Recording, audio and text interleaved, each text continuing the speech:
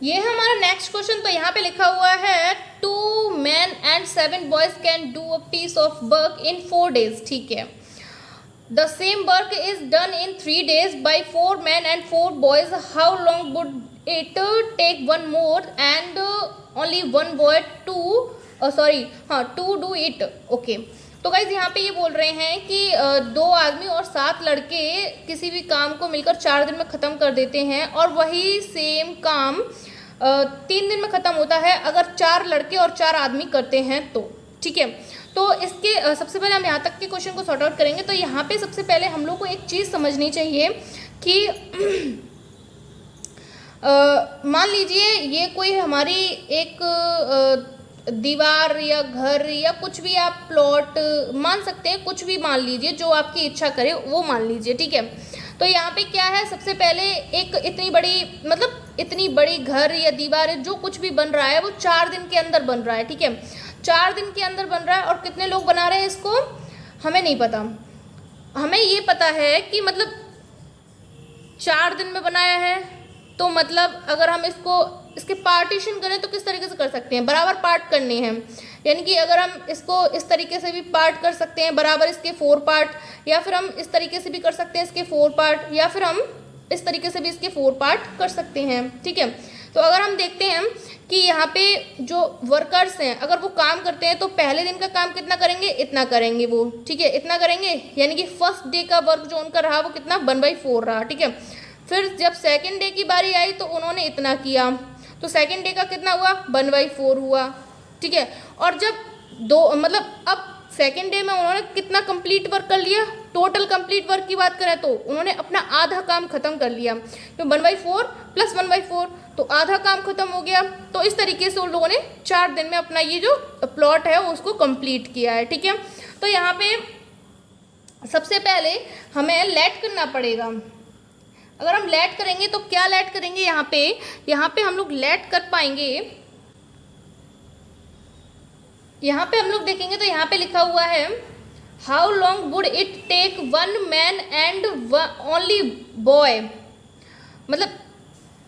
Man अगर जो आदमी है हमारा वो काम करता है इस दीवार को बनाने में, तो उसको X डेज लग जाते हैं। ठीक है, और वहीं यहाँ पे हमारा जो लड़का है वो काम करता है तो कितने डेज लग जाएंगे, क्योंकि हम लोग लेट कर रहे हैं, हम लोग को एक टाइमिंग नहीं पता है। तो बॉय की बात करेंगे तो Y डेज लग जाएंगे। ठीक है, अब यहाँ पे आदमी की बात कर रहे हैं, तो एक आदमी X डेज में अपनी इस दीवार को ख़त्म करता है कम्प्लीटली, तो 1 डे में वो कितना काम करेगा, 1 डे में पहले दिन में वो कितना काम करेगा 1/X काम कर लेगा। और लड़के की बात करेंगे तो वो कितना काम करेगा 1 डे में 1/Y काम कर लेगा। यही तो होगा ना, क्योंकि हमें पता है कि हमने अपने जो आदमी है मेन, उसको हमने X डेज में अपना ये दीवार कंप्लीट करवाया है। ठीक है, और बॉय ने हमारे Y डेज में कंप्लीट किया है। तो जब हमें ये चीज़ पता है तो हम 1 डे यानी कि 1 दिन का काम भी निकाल सकते हैं उनका, कि वो 1 दिन में कितना काम कर रहे हैं। तो हमने अपने दोनों के निकाल लिए हैं कि वो 1 दिन में आदमी कितना काम करता है और 1 दिन में लड़का कितना काम करता है। ठीक है, अब उसके बाद क्या करना है, अब हमें हमारी कंडीशंस देखनी है। तो केस फर्स्ट को देखें अगर हम, तो यहाँ पे देख पाएंगे 2 men यानी कि 2 आदमी काम कर रहे हैं, तो हम लोग यहाँ पे सिंपली लिख पाएंगे 2/X, यानी कि 1 दिन में पहले एक आदमी काम कर रहा था, लेकिन अब 1 दिन में 2 आदमी काम कर रहे हैं, तो हमने 2 का मल्टीप्लाई कर दिया सीधा सीधा, और कुछ नहीं किया है। ठीक है, और प्लस करेंगे तो यहाँ पे 7 बॉयज़ लिखा हुआ है, यानी कि 7 लड़के काम करेंगे। ठीक है, और फिर हमारा कितना है 4 डेज, कंप्लीट टाइमिंग जो उनको लग रही है वो कितनी लग रही है 4 डेज़ की लग रही है। यानी कि सिंपल सी हम यहाँ निकाल चुके हैं 1/4, पहले दिन की निकाल चुके हैं ना, तो 1/4 हुआ हमारे पास। 4 दिन 4 डेज में तो गाइज वो पूरा कंप्लीट कर रहे हैं अपना वर्क, लेकिन हम तो 1 दिन की निकाल रहे हैं ना, तो उसके हिसाब से हमारा ये चलेगा। ठीक है, अब इसको हम लोग इक्वेशन नंबर 1 बोल सकते हैं। अब केस सेकंड देखें यहीं पे, तो केस सेकंड में क्या चल रहा है हमारे पास, केस सेकंड में वही हो गया, the same work is done in 3 days। अब ये 3 days में कर रहे हैं, ठीक है, चलो कोई बात नहीं है। यहाँ पे इन्होंने आदमियों की और लड़कों की संख्या बदल दी है, ठीक है। तो यहाँ पे आदमी कितने कर दिए हैं, अब 4 कर दिए हैं, ठीक है। तो हम सिंपल सा अपना नंबर चेंज कर लेंगे यहाँ पे, इज इक्वल टू, अब जो काम हो रहा है वो कितने में हो रहा है, 3 दिन में, यानी कि पहले दिन का कितना काम होगा, 1/3 होगा, ठीक है। Equation number 2। तो अब हम equation number 1 and equation number 2 को देखेंगे। तो अगर हम लोग इक्वेशन नंबर 1 में 2 को मल्टीप्लाई कर दें तो हमारा कुछ काम बन जाएगा। तो लिखेंगे मल्टीप्लाई 2 इन इक्वेशन फर्स्ट, ठीक है। इक्वेशन फर्स्ट में हम लोग 2 का मल्टीप्लाई कर रहे हैं, तो 2 2 ज़ा 4 अपॉन x प्लस 7 2 ज़ा 14 plus upon y is equal to 2 upon 4, इतना ही होगा गाइस, ठीक है। तो ये बनी इक्वेशन नंबर हमारी 3, ओके। अब हम लोग क्या करेंगे, इक्वेशन नंबर 2 एंड 3 को देखेंगे और सब्ट्रैक्ट करेंगे, तो x वाला पार्ट कट जाना चाहिए, ठीक है। तो सब्ट्रैक्ट करते हैं, किसी भी एक इक्वेशन में से घटा दीजिए आप, सेकंड में से ही कर लेते हैं 3 को, ठीक है। तो सेकंड वाली हमारे पास है 4 अपॉन एक्स और प्लस 4 अपॉन बाई और minus 4 upon x minus 14 upon by और इज इक्वल टू गाइस 1/3 और माइनस 2/4, ओके। तो यहाँ से हम लोग देख पाएंगे कि x वाला पार्ट कट जाएगा हमारे पास, सिंपल सा, तो काट दिया हम लोगों ने, और बचे हुए पार्ट को हम लोग ऊपर लिख लेंगे। तो यहाँ पे हमारे पास है 4 अपॉन बाई और माइनस का 14 upon y is equal to 1/3 minus, यहाँ पे इसको भी सॉर्ट आउट कर सकते हैं थोड़ा गाइज हम लोग, 2 1 जा 2 2 2 जा 4, ठीक है। तो यहाँ पे इसको लिख सकते हैं 1/2, ओके, ठीक है। तो अब इसको सिंपली सॉल्व करते हैं, तो यहाँ पे 1/बाई तो हम लोग कॉमन ले लेते हैं, तो यहाँ पे सिंपल से हमारे पास 4 - 14 बचा और इज इक्वल टू में यहाँ पे एलसीएम लेके थोड़ा सॉर्ट आउट करेंगे, तो 2 - 3 और अपॉन में 3 2 जा 6, ओके। 1/बाई एज इट एज रहेगा और यहाँ पे आ जाएगा हमारे पास कितना, मल्टीप्लाई में 10 और इज इक्वल टू यहाँ पे माइनस का आएगा ये 10 और यहाँ पे माइनस का 1/6 आ गया, ओके। तो 1/बाई इज इक्वल टू, ये हमारे पास मल्टीप्लाई में इधर जाएगा तो किस में हो जाएगा, डिवाइड में हो जाएगा। तो माइनस का 1/6 इंटू माइनस का 1/10, तो माइनस से माइनस कैंसिल आउट हुआ और y इज इक्वल टू हमारे पास आया 60, क्योंकि ये भी अपॉन में और ये भी अपॉन में सारा कुछ, तो हम लोग पलट लेंगे और y की वैल्यू सेपरेटली हमें मिल जाएगी, ठीक है। एंड इस वैल्यू को उठा करके हम अपनी किसी भी एक इक्वेशन में लगा सकते हैं, फर्स्ट में सेकंड में। तो हम लोग पुट करते हैं, पुट इन फर्स्ट, हम फर्स्ट में पुट कर देते हैं इसको, ठीक है। तो यहाँ पे हमारे पास कितना है 2, तो एज इट एज रहेगा, प्लस 7 एज इट एज रहेगा, अपॉन में 60 इज इक्वल टू 1/4, इसको इधर लेके जाएंगे तो 2/x, तो as it as is equal to 1/4 minus 160, okay. तो सॉरी 7 है यहाँ पे 7 है, ठीक है। तो यहाँ पे हमारे पास इसका एलसीएम कितना आ जाएगा, आप लोगों को पता ही है, एलसीएम कितना आ जाएगा, 60 ले लेते हैं डायरेक्ट। तो यहाँ पे हमारे पास हो जाएगा 15 - 7। आई होप हम लोग गाइस बिल्कुल सही चल रहे हों, ठीक है। तो अब इसमें से 7 को सब्ट्रैक्ट करेंगे तो कितना हो जाएगा, ठीक है। और यहाँ से हमारे पास देख पाएंगे तो 2/x तो एज इट एज रहेगा और यहाँ पे हो जाएगा कितना गाइज, हम इससे इसको काट देते हैं ना, प्रॉब्लम ही सॉर्ट कर देते हैं। तो यहाँ पे कितना, 1 मिनट, ये यहाँ पे लिख लेते हैं अपन ऐसा, ठीक है। तो 2 1 जा 2 और 2 4 जा 8 और 4 से इसको काट देते हैं, 4 1 जा 4 और 4 1 जा 4 4 5 जा, ओके। तो 1/x इज इक्वल टू हमारे पास आया 1/15, तो x इज इक्वल टू जो आया वो कितना है 15, ठीक है। तो गाइज x और y की हमारे पास दोनों की दोनों वैल्यूज आ चुकी हैं। तो अब हम लोग को ये समझ में आ रहा है कि x जो था वो हमारा क्या था, डेज और लिख लेते हैं यहाँ पे, ठीक है। x जो है वो क्या है हमारा, वो आदमी के द्वारा किया हुआ काम है, ठीक है। और बाई है, तो बाई क्या है हमारा, वो लड़के के द्वारा किया गया काम है, ठीक है। कितने दिन में करते हैं कंप्लीट अपने काम को। तो ये हो गया हमारा कंप्लीट 7 वाला। आई होप गाइज आप लोगों को ये वाला क्वेश्चन बहुत ही अच्छा लगा हो एंड क्वेश्चन में कहीं पर भी कोई भी प्रॉब्लम नहीं आई होगी एंड आप लोगों ने बहुत अच्छे से एंजॉय किया होगा इस क्वेश्चन को। तो अब आप इसे कम्प्लीटली नोट डाउन कर सकते हैं।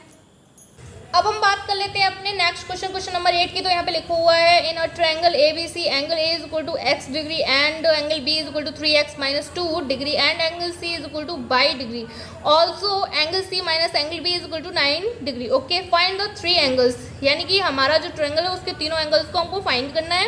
यानी कि हम इसका अगर डायग्राम बनाते हैं तो कुछ इस तरीके से बनेगा, आई होप ABC। ओके, तो इसका ये वाला एंगल और ये वाला एंगल फाइंड करने हैं हम लोग को, ठीक है। तो यहाँ पे हमें 2 इक्वेशन चाहिए क्योंकि हमारे पास यहाँ 2 वेरिएबल्स हैं x और y, ठीक है। अब जब वेरिएबल हमें पता है कि हमारे क्वेश्चन में दिए हुए हैं x एंड y, तो इनकी वैल्यूज़ भी फाइंड करनी पड़ेगी एंड उसी के बाद ही हमारा आंसर हमें पता चलेगा, ठीक है। तो सबसे पहले एक इक्वेशन तो हमें क्वेश्चन में ऑलरेडी दे दी गई है, उसको थोड़ा सॉर्ट आउट कर लेते हैं यहाँ पे। तो यहाँ पे हमारे पास हो जाएगा क्या, angle C minus angle B is equal to 9 है और एंगल C और एंगल B की भी वैल्यू हमें पता है। तो एंगल C हमारे पास बाई माइनस एंगल C हमारे पास कितना 3x minus 2 is equal to 9। Okay, तो यहाँ पे बाई माइनस 3x और इज इक्वल टू में 9, सॉरी हमने लिटिल मिस्टेक कर दी। क्या मिस्टेक कर दी, यहाँ पे माइनस था और हमारे पास था कितना 3x माइनस 2, यानी कि ये माइनस इसके अंदर भी जाएगा, यानी कि ये चीज़ जो है वो प्लस की हो जाएगी, ठीक है। तो यहाँ पे ये प्लस का हो गया, इधर जाएगा तो कितना माइनस में होगा और यहाँ पे 7 आएगा, ठीक है। तो ये हुआ हमारे पास क्या, इक्वेशन नंबर 1, ठीक है। और ये हमारी डिग्री लगा रहने देते हैं, अभी बाद में यूज़ करेंगे, ठीक है। और यहाँ पे इक्वेशन नंबर 1 बन गई है। तो अब इक्वेशन नंबर 2 के लिए बात करते हैं, यानी कि अब हमें पता है कि हमारा जो ट्रायंगल होता है ABC होता है उसका हमें मतलब हमारे तीनों एंगल को अगर हम ऐड कर लेते हैं, angle A plus angle B plus angle C, अगर हम तीनों को ऐड करते हैं तो उनका जो टोटल होता है वो कितना होता है 180 होता है।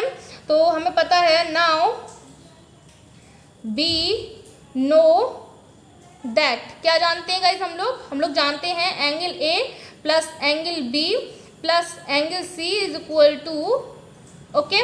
तो एंगल A की वैल्यू हमें पता है कितना है x प्लस एंगल B हमारे पास कितना है 3x minus 2 plus angle C हमारे पास कितना है y और इज इक्वल टू 180। ओके, तो यहाँ से x प्लस y प्लस यहाँ पे 4x हो जाएगा क्योंकि x, ठीक है। तो 4x हो गया और इज इक्वल टू में गाइज हमारे पास कितना है 180 प्लस का 2, क्योंकि ये 2 इधर जाएगा तो पॉजिटिव हो जाएगा। तो 4x plus y is equal to 182। Okay, यही होगा ना। तो ये हो गई हमारी इक्वेशन नंबर 2। तो अब हम लोग देखेंगे कि equation number 1 and equation number 2 में हम लोग क्या कर सकते हैं। यहाँ पे हम लोग अगर गाइज क्या बोलते हैं, इन दोनों को सब्ट्रैक्ट कर लेते हैं आपस में, सब्ट्रैक्ट करके कुछ मामला बनेगा। तो सब्ट्रैक्ट, ठीक है, सेकेंड में से फर्स्ट को करते हैं, ठीक है।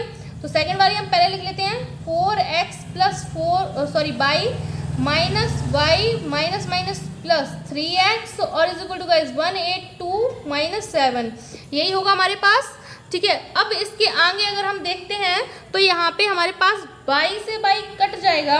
क्यों कट जाएगा, क्योंकि एक पॉजिटिव है और एक नेगेटिव है और यहाँ पे हमारे पास आएगा 7x। ओके, एंड यहाँ पे हम लोग के पास 182 में से हम लोग कितना 7 सब्ट्रैक्ट करेंगे तो हमारे पास कितना होगा गाइस, हमारे पास हो जाएगा 175। ओके, अब x is equal to 175 upon में गाइस हमारे पास 7 हो जाएगा। तो यहाँ पे x इज इक्वल टू, इसको हम 7 से डिवाइड करेंगे तो 7 बन जा 7 और 7 2 जा 14 एंड 7 5 जा, ठीक है।